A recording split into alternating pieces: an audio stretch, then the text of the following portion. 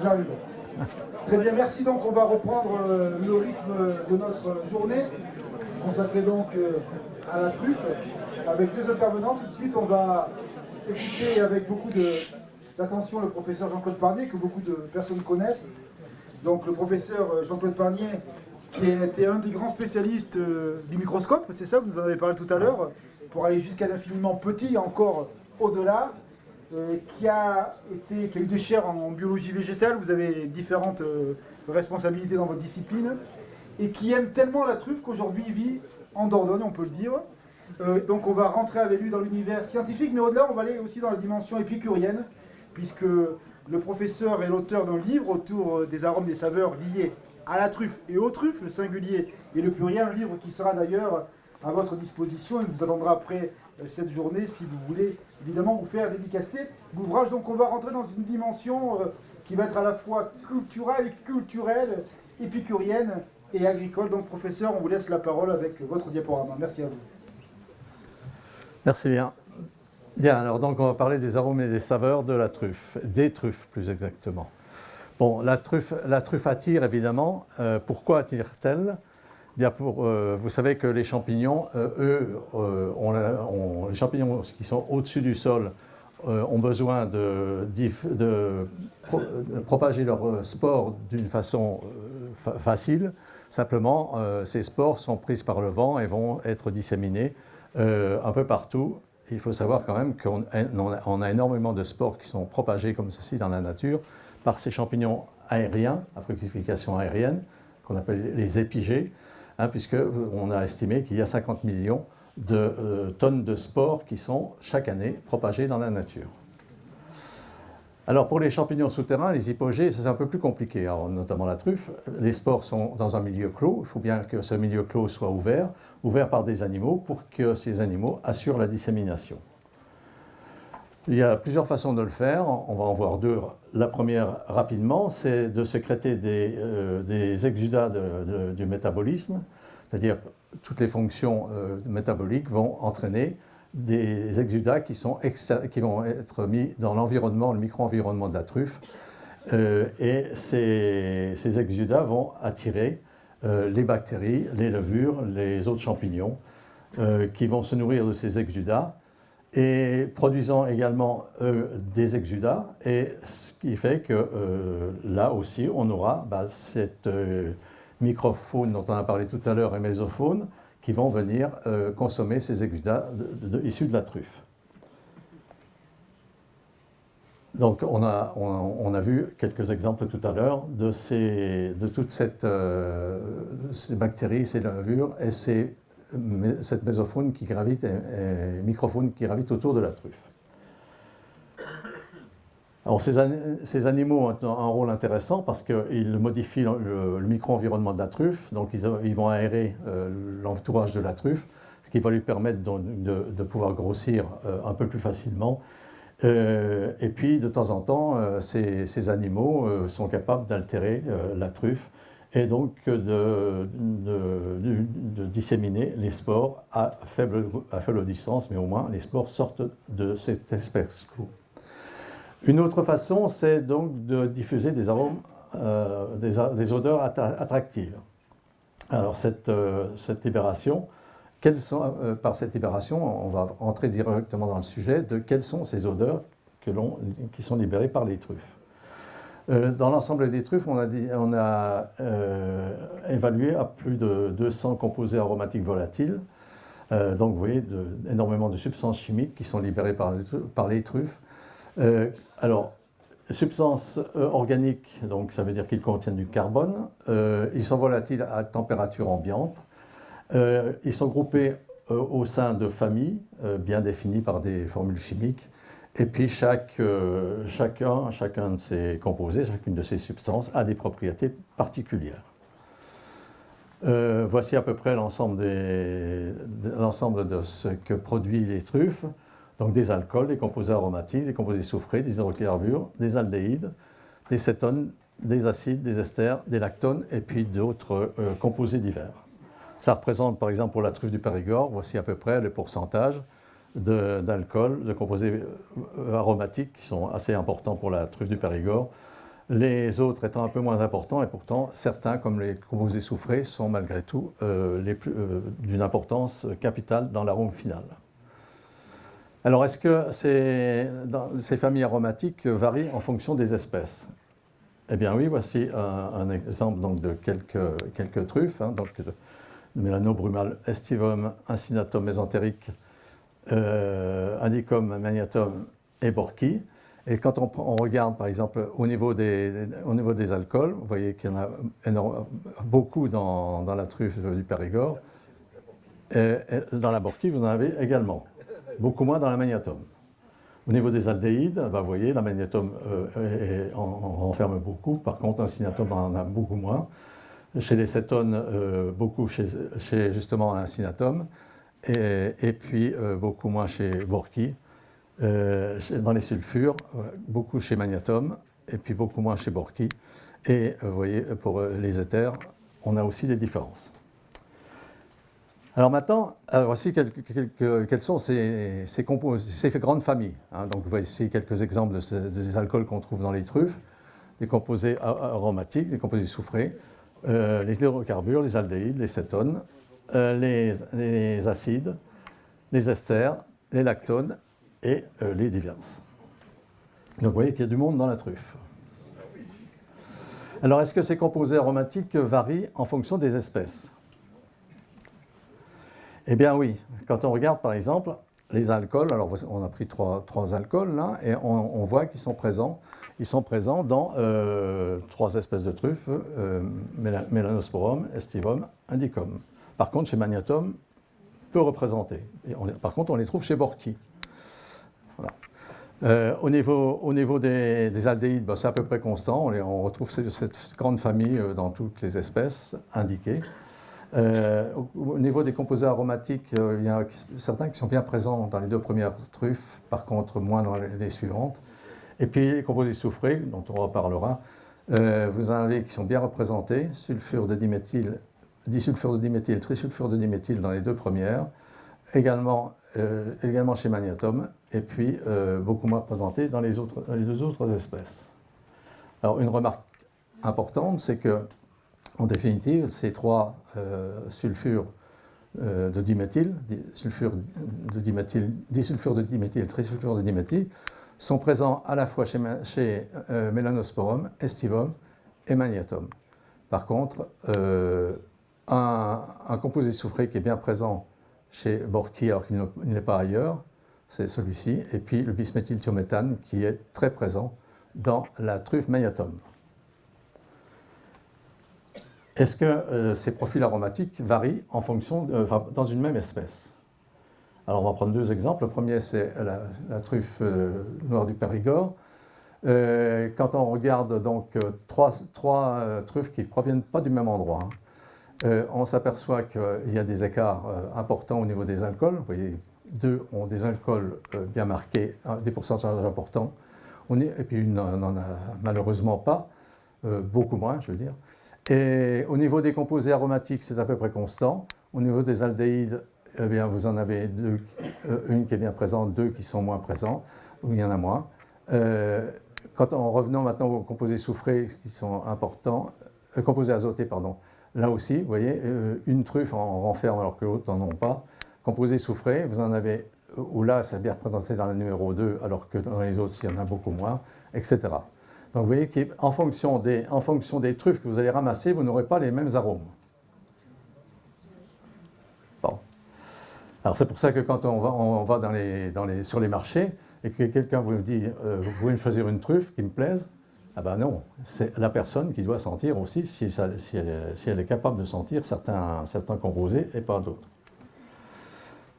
Chez Borki, alors puisqu'on est dans le territoire de Borki, voici un exemple de 3 Borki qui ont été analysés. Là aussi, vous voyez, les aldéhydes sont fluctuants, les composés aromatiques sont fluctuants, les alcools sont fluctuants, les composés aromatiques sont fluctuants, les cétones également, les composés soufrés également. Regardez la différence entre ici plus de 59% et là 7%. Hydrocarbures aussi, etc. Donc vous voyez que là aussi, chez Borki, on a des expressions aromatiques qui sont différentes en fonction des espèces. D'où proviennent ces composés volatiles aromatiques? Alors, je vous rappelle, une truffe, c'est une gleba dans laquelle on aura, c'est là que se feront les lieux de synthèse de ces composés aromatiques. Et puis les veines aérifères, elles servent pour l'oxygénation de la truffe, mais aussi elles vont servir pour l'extraction, l'envoi de ces composés, de ces arômes, vers l'extérieur. Quand on regarde, on compare l'évolution de deux truffes, alors je reviens à la microscopie électronique évidemment, donc une jeune truffe avec ses cellules là, qui ont été coupées, ici une truffe plus âgée, vous voyez déjà que l'aspect est totalement différent. Alors on va l'analyser rapidement. Dans la jeune truffe, bon, toutes les cellules sont vivantes, il y a des noyaux ici. Au niveau du cytoplasme, vous avez un cytoplasme qui est très présent avec des mitochondries bien présentes, bien marquées, et puis quelques vacuoles ici, qui seront c'est dans ces vacuoles que les métabolites seront stockés. Et quand on regarde, une fois que la truffe vieillit, eh bien, on s'aperçoit que les cellules sont totalement différentes, les ifs sont totalement différents, leur contenu est toujours vivant puisqu'on a des noyaux. Par contre, on a énormément de vacuoles. Toutes ces masses claires, ça correspond aux vacuoles, c'est-à-dire l'endroit où sont stockés les métabolites qui vont donner les arômes. Et donc ces métabolites, ces composés aromatiques vont pouvoir ensuite être véhiculés à l'extérieur par justement ces veines aérifères.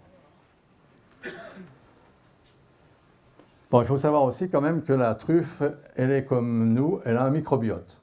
Alors, je vais vous dire quelque chose quand même qui a été plus ou moins évoqué. Dans le temps, quand je voulais présenter des photos de microscopie électronique et je voyais des bactéries ou je voyais des levures, surtout il ne fallait pas les montrer parce que ça voulait dire qu'on ne travaillait pas dans de bonnes conditions. C'est comme tout, malheureusement, que ce soit au niveau des mycorhizes ou au niveau de la truffe, eh bien, il y a des bactéries et des micro-organismes qui sont associés. Alors voici par exemple au niveau dans la truffe, vous avez ici ces petits grains sombres qui correspondent à des micro-organismes à l'intérieur des cellules, et puis vous en avez juste à côté les flèches bleues, les flèches rouges, je veux dire, qui correspondent à des micro-organismes qui sont entre les cellules, hors des cellules. Alors, voici des levures qui ont été identifiées, 5 souches de levures qui ont été identifiées donc, chez Melanosporum. Et ces levures, elles produisent également des composés aromatiques volatiles. Et quand on regarde les premiers, eh bien, on s'aperçoit que ces composés aromatiques, eh bien, ce sont ceux qu'on trouve également dans la truffe noire de Périgord. Ça veut dire que quand on respire une truffe, on a le parfum de la truffe, oui, le parfum de la truffe, mais aussi les arômes qui sont produits par ces micro-organismes associés. Et ça, ça donne un arôme de synthèse qui est celui qu'on va qualifier d'arôme final de la truffe. Ça veut dire qu'au cours de son évolution, la truffe va synthétiser des arômes différents. Les derniers seront plutôt des arômes soufrés. Viendront s'ajouter ensuite les arômes des microbes associés, et ça donnera l'arôme final. Alors évidemment, très vite, cet arôme final va se dégrader parce qu'il y a des bactéries qui sont associées et qui sont anaérobies, qui pourront se développer lorsque les conditions ne seront plus valables pour conserver la truffe et qui vont entraîner une dégradation très rapide.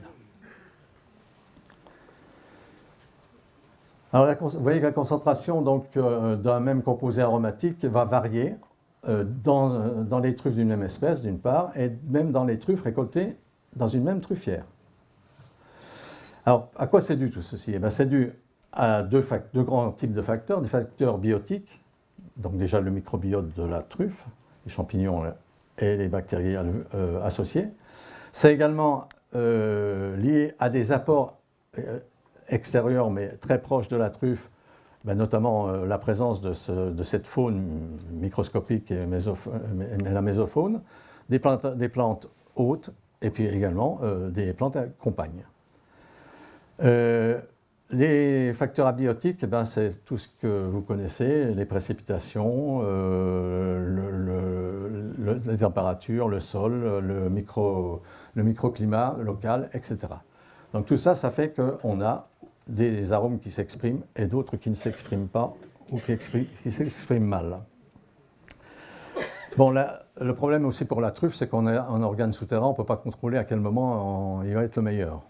Bon, le chien va la trouver, mais ça ne veut pas dire que là, si on l'avait gardé quelques jours de plus, peut-être qu'on aurait eu de meilleurs arômes. Donc ça veut dire que la variabilité aromatique des truffes, eh bien, elle est liée au stade de maturation, évidemment, à des facteurs environnementaux, comme on vient de le dire, à des facteurs génétiques, et puis à la concentration de certains composés volatiles. Vous voyez, je cite là notamment des cétones, deux alcools, un aldéhyde, et puis des composés soufrés. Donc tout ça, c'est ce qui permet à la truffe d'exprimer un arôme. Pardon. Oui. Bon, quelles sont les sensations olfactives et gustatives que l'on ressent lorsqu'on mange de la truffe? Bon, déjà, lorsque nous, en tant qu'humains, on ne détecte qu'une petite partie de ce que la truffe est capable de synthétiser. Hein, ce sont les composés aromatiques actifs qu'on va ressentir. Je vous en cite quelques-uns ici, donc quelques aldéhydes, quelques alcools, ici, qui sont les plus fréquents. Et puis vous en avez certains composés qui vont être très spécifiques, notamment pour la truffe blanche d'Italie, du Magnétum, vous avez le bisméthylthiométhane qui est très présent. Bon, ces arômes, on les capte évidemment au niveau de notre nez par des cils que l'on a ici, donc dans la cavité nasale, des cils olfactifs qui forment une tache. Et ces cils sont en lien avec le bulbe olfactif. Alors on va voir comment. Voilà ces cils, et sur ces cils se trouvent des récepteurs. Donc des molécules vont venir, elles vont être piégées par ces récepteurs. Donc une molécule 1 ne sera pas piégée par, le même détecteur, le même récepteur que la molécule 2. Il faut savoir quand même qu'on a, en tant qu'humain, on a plus de 400 types de récepteurs différents. Donc vous voyez, on peut vraiment capter pas mal d'arômes. Alors ces cils, donc, ils sont dans la cavité nasale, ils sont reliés à des cellules sensorielles qui forment un épithélium olfactif, et les nerfs passent à travers un os, qui a une sorte de crible, c'est pour ça qu'on l'appelle os cribriforme, et sont reliés après vers des cellules nerveuses qui sont dans le bulbe olfactif. Donc ça veut dire que lorsque les sensations arrivent sur les cils, ils sont captés par les cils, transmis sous forme électrique aux cellules nerveuses et puis transmis au cerveau ensuite. Maintenant, les saveurs. Les saveurs, on les capte au niveau de la langue. On a sur la langue 4 grands types de papilles et seulement certaines papilles sont des papilles gustatives, c'est celles qui sont en rouge, celles-ci. Alors ici, vous en avez une là. Et on va regarder comment se trouvent justement les récepteurs qui sentent les saveurs de la truffe notamment. Voici donc ce sillon que vous avez là, vous l'avez ici, au microscope. Vous avez les bourgeons du goût qu'on trouve là. Et donc vous voyez, vous avez plusieurs bourgeons, ce sont ces petites zones claires que vous avez tout le long du sillon là. Et donc ces bourgeons, ça ressemble un petit peu à des oignons, comme des plures d'oignons. Des plures d'oignons qui sont en réalité des cellules gustatives, des cellules sensorielles. Les cellules gustatives, chaque bourgeon a à peu près entre 30 et 60 cellules sensorielles. Fort heureusement, sachez que vous ne perdrez pas votre goût aussi facilement que vous le voudriez. C'est-à-dire que ces cellules se renouvellent régulièrement, tous les 10 jours. Donc vous avez un potentiel gustatif qui reste bien en place. au-dessus de ces cellules, au bout de ces cellules, vous avez ici ce qu'on appelle des microvillosités, ici, et sur lesquelles se trouvent des récepteurs gustatifs, et on a jusqu'à 500 000 récepteurs gustatifs sur notre langue. Alors, qu'est-ce qui se passe quand les molécules de truffe arrivent diluées dans la salive? Elles sont détectées au niveau des récepteurs gustatifs, et puis le message passe par le nerf gustatif jusqu'au cerveau. Bon, il y a différents facteurs qui modifient justement ces sensations. La température des aliments, hein, surtout ne mangez pas de truffes chaudes parce que vous ne sentirez plus cet aliment truffe. Vous avez la dissolution dans la salive, vous avez des enzymes salivaires qui peuvent être perturbées, et puis surtout lorsque vous fumez, lorsque vous buvez trop d'alcool, si vous êtes enrhumé, tout ça va vous perturber justement votre sensation au niveau de la bouche. Alors voici quelques médicaments qui créent des troubles au niveau de l'odorat et du goût.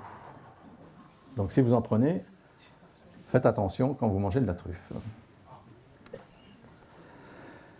Bon, qu'est-ce qu'on ressent quand on mange un plat truffé? Alors, il y a deux façons de sentir un plat truffé. Ou bien je sens la truffe. Ah oui, je sens bien la truffe est très présente, peut-être des fois trop présente. Le plat, en lui-même, ne sent pas grand-chose. Et par contre, si on ne sent pas la truffe directement, il y a deux possibilités. Ou bien la truffe n'est pas assez présente, c'est ce qui arrive souvent, elle a été mal utilisée, le produit associé est trop fort, ça arrive. Et puis surtout, un autre point, c'est que des fois, on a un accord parfait qui se fait, et ça c'est le domaine là de la grande cuisine, accord parfait entre la truffe et le plat. Et à ce moment-là, il faudrait pouvoir déguster le plat sans la truffe pour pouvoir se dire « Ah oui, effectivement, c'est un plat truffé parfait ». Quand on met quelque chose en bouche, il faut savoir qu'une fois qu'on l'a absorbé, il peut y avoir une persistance aromatique intense qui peut se faire, et puis progressivement, ça va diminuer. Alors c'est ça qui est important, de savoir comment on ressent, d'une part, le produit qu'on absorbe, donc la truffe par exemple, et puis comment ça va disparaître progressivement. Pour tout ce que l'on mange, c'est le même schéma. Est-ce que la truffe nous crée des émotions? Eh bien, il faut savoir que toutes ces informations arrivent au niveau du cerveau, dans la partie centrale du cerveau notamment, au niveau du thalamus, de l'hypothalamus, de l'hippocampe, et puis à l'avant du cerveau, au niveau des lobes frontaux. Tout ça, ce sont des zones importantes, des zones de reconnaissance, des zones de plaisir, des zones d'archivage du plaisir et du goût. Donc c'est important parce que ces zones d'émotion, ces zones de mémoire, du vécu, ces zones du plaisir inconscient seront stimulées par ce qui nous fait plaisir. Et notamment la truffe, comme d'autres plats, mais évidemment la truffe. Ce qui est important, c'est que vous connaissez tous le syndrome de Marcel Proust, c'est-à-dire la Madeleine de Proust, qui est donc la mémoire olfacto-gustative. Et c'est-à-dire quand on mange de la truffe, la première fois qu'on a mangé de la truffe, il faut être sensible à son environnement. C'est-à-dire ce qu'on a entendu, ce qu'on a vu, ce qu'on a ressenti. Tout ceci, quand on déguste un plat, ça contribue à nous faire apprécier ce plat. Donc ça veut dire que se remémorer une odeur de truffe que vous avez gardée de votre enfance, si vous en avez goûté dans votre enfance, rappelez-vous comment elle a été perçue, à travers quel plat elle a été perçue, et ça c'est très important. Évidemment, chaque individu n'a pas la même perception. Ça, c'est sûr. Ça dépend de son environnement, bon, au niveau génétique, évidemment, de sa génétique, mais aussi de son environnement et de son mode de vie. C'est-à-dire que plus on mange tôt de la truffe, plus on va l'apprécier. Donc faites manger de la truffe rapidement à vos petits-enfants. Plus on commence tôt, c'est mieux parce que la vie olfactive et gustative d'un fœtus débute entre le 6e et le 7e mois de grossesse. Et que le placenta, lui, assure justement la possibilité de passage de molécules du sang de la mère au liquide amniotique. Et que les molécules donc, assimilées seront enregistrées au niveau donc, du cerveau du fœtus dans son hippocampe. Alors pourquoi je vous dis ça? Un exemple qui n'est pas de la truffe, mais voici un travail qui a été fait à partir donc du goût de l'anis. L'anis, c'est pas. Les nouveau-nés n'aiment pas ce goût, cette odeur et ce goût de l'anis. Et pourtant, si la maman en a consommé pendant sa grossesse, eh bien, on s'est aperçu qu'une fois la naissance, ou même au bout de 3 heures de vie, le bébé est capable d'apprécier l'anis. Il ne montre plus spontanément son dégoût pour l'anis. Donc pour la truffe, ça va être la même chose. Donc mesdames, enfin si celles qui peuvent encore produire, pensez aux futurs consommateurs. C'est très important. Bon, qu'est-ce qu'elle nous cache d'autre, la truffe? Alors, Brillat Savarin, qui n'est pas qu'un fromage, a écrit est un très grand théoricien de la cuisine, et il avait montré une saveur qu'on appelle l'osmasome, enfin qu'il a appelé l'osmasome, dans son livre qu'il a écrit d'ailleurs, qu'il a publié 2 mois avant son décès.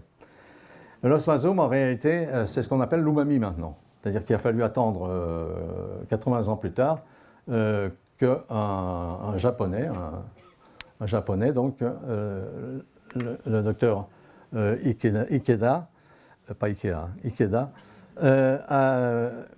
en travaillant sur un bouillon japonais, bouillon qui était formé de tofu et d'une algue, que vous avez là, a montré qu'il y avait un goût savoureux qu'il a appelé l'umami. Alors, qu'est-ce que l'umami? Voici 2 personnes qui s'intéressent à la cuisine et qui en ont parlé. Il y en a un qui a dit que c'était un goût qui apparaît donc sur la langue et qui nous donne envie de revenir au plat que l'on mange. Et puis Laurent Séminel, lui a dit que c'était plutôt un plat qu'on connaît depuis son enfance, puisque le bébé qui tète sa mère, le sein de sa mère, eh bien, a trouvé de l'umami dans le lait maternel. Donc vous voyez que c'est simple à définir. Alors une autre façon de définir l'umami, c'est quand une sensation qui revient, qui donne du plaisir sur les papilles, qui ramène du plaisir sur les papilles, qui provoque une certaine jouissance culinaire. Hein, quand on vous met des petits gâteaux apéritifs devant vous, vous allez sans arrêt y aller parce que dedans il y a de l'umami. Pareil pour le saucisson, s'il est bon, il n'y a pas de souci, vous allez en manger. Alors voici une liste donc non exhaustive de produits riches en umami, mais cette liste, il ne faut pas oublier la truffe. La truffe est également un produit qui est riche en umami. L'umami, c'est 3 acides aminés principaux, donc notamment l'acide glutamique, l'acide glutamique, le glutamate, qui est un acide aminé que l'on a dans notre corps humain, qui est un neurotransmetteur, qui nous permet de faire travailler la mémoire et qui, malheureusement, a servi comme exhausteur de goût et qui a été utilisé sous l'appellation E621 dans de très nombreux aliments. Voilà, par exemple, ce que vous connaissez, qui est riche en umami, en faux umami, acide glutamique, glutamate. Voilà. À ne pas consommer, évidemment. Alors, il y a une saveur que vous n'avez pas entendu parler, qui vient d'apparaître, ça fait 25 ans à peu près, que les Japonais ont travaillé sur cette saveur de bouche bien remplie, le kokumi. Alors, c'est une saveur qui n'est pas un goût en soi, c'est la synergie de différentes saveurs, l'umami, le sucré, le salé, qui vont justement créer cette bouche bien remplie. La molécule de référence, c'est le glutathion. Alors, Alors, ce glutathion, on le retrouve dans un certain nombre de plantes, de champignons, de fruits, etc., de légumes, et puis notamment dans des aliments fermentés. Alors si, évidemment, il est dans les champignons, ça ne veut pas dire qu'au niveau de la truffe, il s'exprime fortement. Par contre, je vous conseille fortement de faire découvrir à vos proches, s'ils ne connaissaient pas la truffe, de faire des fromages à la truffe, parce que justement, vous associez à la fois le kokumi du fromage et l'umami de la truffe et du fromage, ça fait un duo parfait. Donc pensez-y, c'est le plus simple pour faire découvrir la truffe. Et par expérience personnelle, j'ai fait l'expérience de faire du beurre truffé avec la même truffe et du fromage truffé avec la même truffe. C'est dans le fromage truffé que l'expression a été la meilleure. Donc vous voyez que on a des zones inconscientes, des zones donc, qui sont importantes pour un certain nombre de produits que l'on consomme.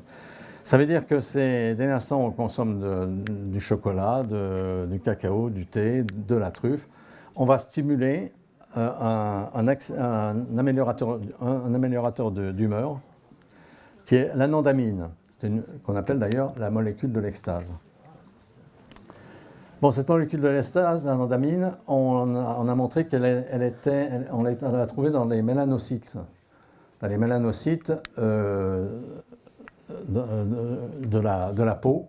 C'est un groupe de chercheurs qui a montré ça, qu'effectivement, donc, la mélanisation de ces mélanocytes de la peau est due à cette molécule. Et en réalité, cette molécule, eh bien, la mélanisation, dans la truffe, on l'a également. Mélanisation de la gléba, d'une part, et mélanisation du péridium. Donc, on a également de l'anandamine dans la truffe. Voici donc l'équipe l'article qui a travaillé, l'équipe qui a travaillé dans ce domaine-là. Et évidemment, l'anandamine, on la retrouve également dans le cannabis. Donc ça crée de la béatitude, ça crée de la joie, ça crée du bonheur. Et maintenant, vous savez où les trouver. Et moi, je sais. Moi, j'ai choisi.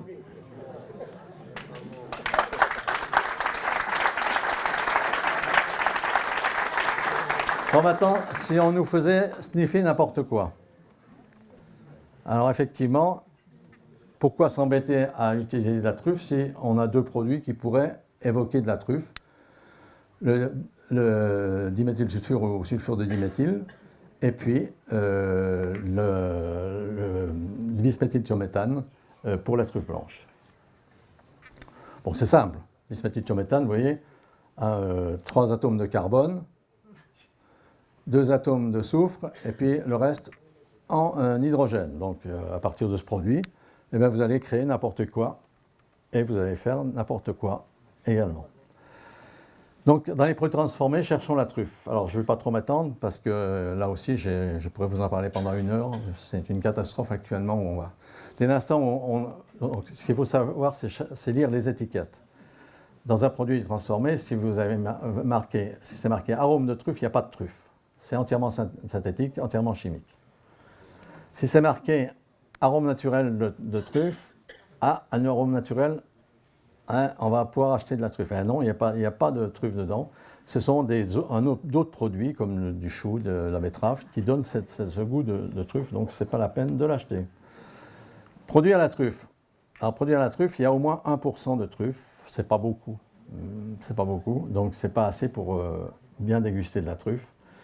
Et par contre, produit truffé à plus de 3%, là, ça vaut quand même le coup d'acheter ce produit. Enfin, le mieux, c'est de les acheter fraîches. Alors, évidemment, un certain nombre d'animaux sont sensibles à la truffe. Là, on va passer très rapidement. On va terminer par ceci. Les léodès, puisque tout à l'heure, on l'a évoqué. Les léodès, ils adorent les champignons, de toute façon. C'est un groupe de coléoptères qui adore les champignons. Et que vous connaissez au niveau de l'impact sur la truffe.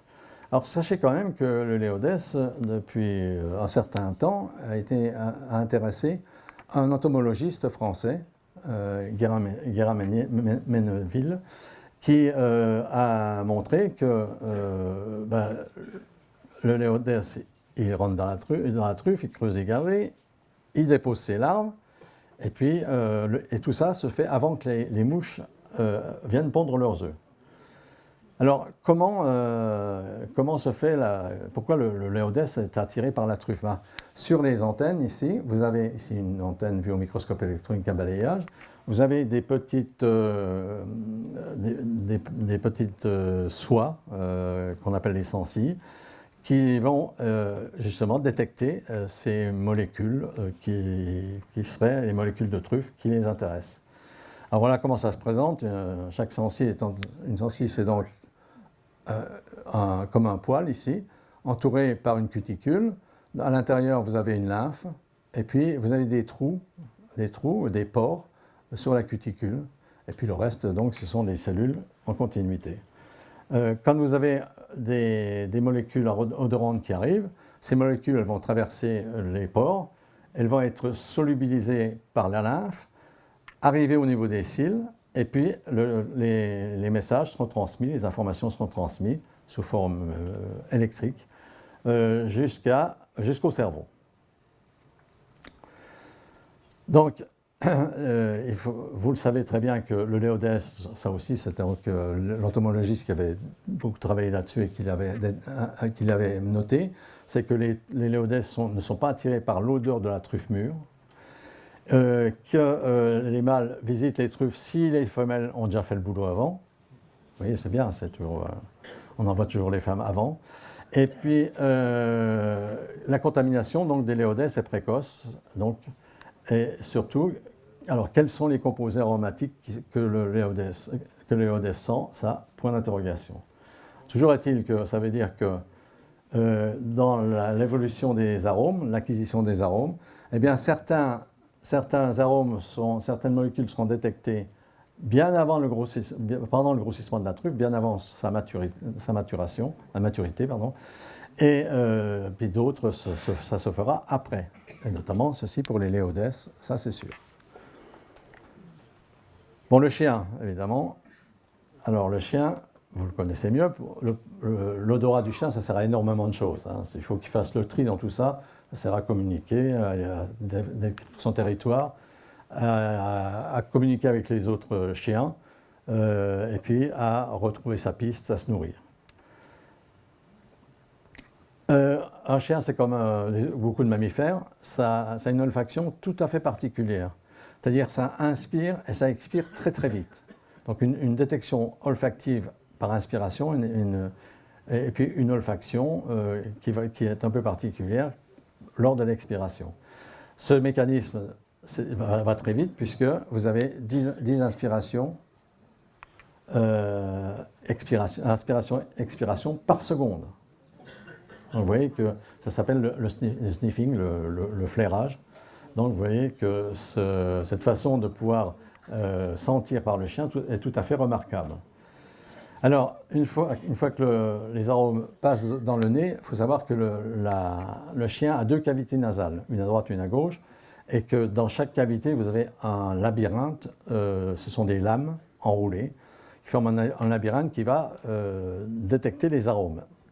Parce qu'il y a énormément de récepteurs olfactifs au niveau de ces lames. Et arrivé donc dans ces lames, les cellules olfactives, vous voyez, c'est un peu comme on a vu pour nous, c'est prolongé par des cils. Vous avez donc énormément de cils, énormément de possibilités de capter les odeurs par le chien. Eh bien, c'est pour ça que justement, lorsqu'on a très peu d'odeurs, le chien est tout à fait capable de les reconnaître. Et si on compare nos zones olfactives entre nous et le chien, voici, donc, si on voit la surface olfactive, c'est 10 cm² pour nous, 200 pour le chien. Ça correspond à 10 millions de récepteurs pour nous, 200 pour le chien. Et puis, évidemment, la surface, la zone de détection, le pourcentage en poids de la zone olfactive de détection dans le cerveau, vous voyez que c'est complètement différent de nous, puisqu'il y a plus un pourcentage beaucoup plus important chez le chien. Alors tous les chiens n'ont pas la même capacité. Voici donc un travail qui avait été fait, justement pas pour la truffe, mais pour dans d'autres domaines, pour vous montrer que chaque chien n'a pas la même surface olfactive et le nombre de récepteurs olfactifs. Vous voyez que c'est totalement différent. Donc choisissez votre chien. Bon, beaucoup d'animaux s'intéressent à la truffe, on ne va pas y revenir, hein, on en a évoqué tout à l'heure. Ça veut donc dire que lorsque je reviens au schéma d'apparition des différents composés, ça va se faire progressivement.